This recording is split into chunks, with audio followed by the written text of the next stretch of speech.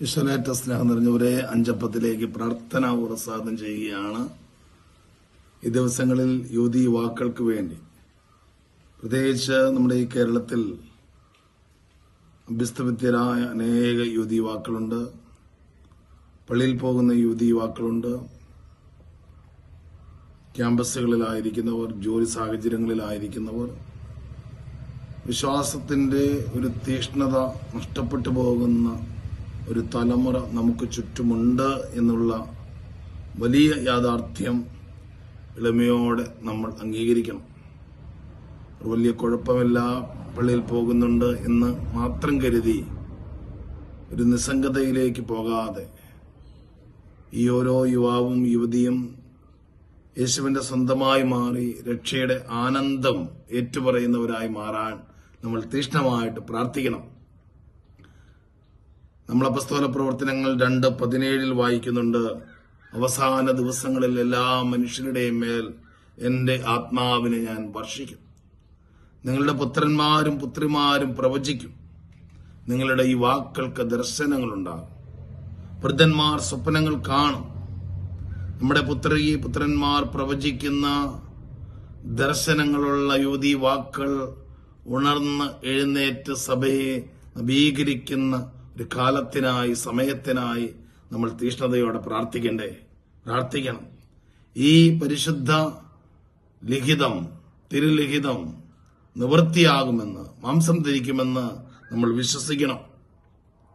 സങ്കീർത്തന പുസ്തകം 119:37 യുവതിവാക്കൾക്ക് വേണ്ടിയുള്ള മനോഹരമായ ഒരു പ്രാർത്ഥനയാണ്. വ്യർത്ഥതകളിൽ നിന്ന് എന്റെ ദൃഷ്ടി തിരിക്കണമേ, അങ്ങയുടെ മാർഗത്തിൽ ചരിക്കാൻ എന്നെ ഉജ്ജീവിപ്പിക്കണമേ. ദൈവത്തിന്റെ മാർഗത്തിൽ, പ്രാർത്ഥനയുടെ മാർഗത്തിൽ നിരന്തരം മുന്നേറാനുള്ള ഒരു ഉജ്ജ്വലീകരണം നമ്മുടെ യുവതലമുറയ്ക്കുണ്ടാകണം.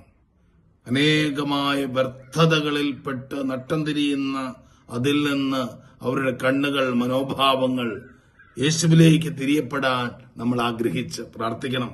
ഹല്ലേലൂയ. പ്രിയപ്പെട്ടവരെ, അതുപോലെ തന്നെ യുവതിവാക്കളിൽ നിവൃത്തിയാകേണ്ട മനോഹരമായ ഒരു തിരുവചനങ്ങളാണ് തീത്തോസിന്റെ പുസ്തകം 2-ാം അധ്യായം 14-15 തിരുവചനങ്ങൾ. യേശുക്രിസ്തു എല്ലാ തിന്മകളിൽ നിന്നും നമ്മെ മോചിപ്പിക്കുന്നതിനും സൽപ്രവൃത്തികൾ ചെയ്യുന്നതിൽ തീഷ്ണതയുള്ള ഒരു ജനതയെ തനിക്ക് വേണ്ടി ശുദ്ധീകരിക്കുന്നതിനുമായി നമ്മെ പ്രതി തന്നെ ബലിയർപ്പിച്ചു. സൽപ്രവൃത്തികളിൽ ചെയ്യുന്നതിൽ തീഷ്ണതയുള്ള ഒരു ജനത. ഇക്കാര്യങ്ങൾ നീ പ്രഖ്യാപിക്കണം. തികഞ്ഞ അധികാരത്തോടെ നീ ജനങ്ങളെ ഉദ്ബോധിപ്പിക്കണം, ശാസിക്കുകയും ചെയ്യുക. ആരും നിന്നെ അവഗണിക്കാതിരിക്കട്ടെ. ഇപ്രകാരം കാലഘട്ടത്തിന്റെ വലിയ ദൗത്യം പ്രഖ്യാപിക്കുന്ന യുവതി വാക്കൾ നമ്മുടെ കുടുംബങ്ങളിൽ, നമ്മുടെ ഇടവകകളിൽ, നമ്മുടെ രൂപതകളിൽ ധാരാളമായി ഉണ്ടാകാൻ നമ്മൾ ആഗ്രഹിച്ച് പ്രാർത്ഥിക്കണം. വീണ്ടും സുഭാഷിതങ്ങളുടെ പുസ്തകം 3-ാം അധ്യായം 5-6 തിരുവചനങ്ങൾ ഓരോ യുവാവിന്റെയും യുവതിയുടെയും ജീവിതത്തിൽ സംഭവിക്കാനായി നമ്മൾ ആഗ്രഹിക്കാം. ഈ ഞായറാഴ്ച ദിവസം കർത്താവിൽ പൂർണ്ണ ഹൃദയത്തോടെ വിശ്വാസമർപ്പിക്കുക. സ്വന്തം ബുദ്ധിയെ ആശ്രയിക്കരുത്. നിന്റെ എല്ലാ പ്രവൃത്തികളും ദൈവ വിചാരത്തോടെയാകട്ടെ. അവിടുന്ന് നിനക്ക് വഴി തെളിച്ചു തരും.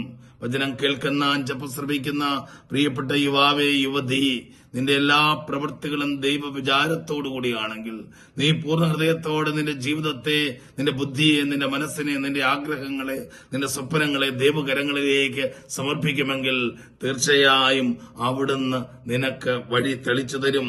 യോഹന്നാന്റെ സുവിശേഷം 8:36 ദൈവത്തിന്റെ മനോഹരമായ വചനം. അതുകൊണ്ട് പുത്രൻ നിങ്ങളെ സ്വതന്ത്രരാക്കിയാൽ നിങ്ങൾ യഥാർത്ഥത്തിൽ സ്വതന്ത്രരാകും.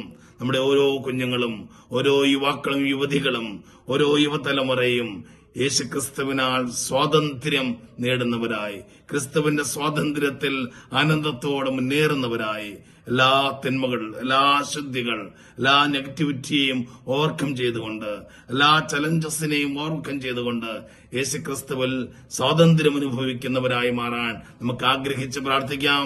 വചനം കേൾക്കുന്ന ഓരോ യുവാവും യുവതിയും യേശുവിന്റെ നാമത്തിൽ പരിശുദ്ധ വചനങ്ങളുടെ യോഗ്യതയാൽ അനുഗ്രഹം പ്രാപിക്കട്ടെ. ഈ എപ്പിസോഡ് നിങ്ങളുടെ യുവതി യുവാക്കൾക്ക് നിങ്ങൾ അയച്ചു കൊടുക്കണം. ഹല്ലേലൂയ.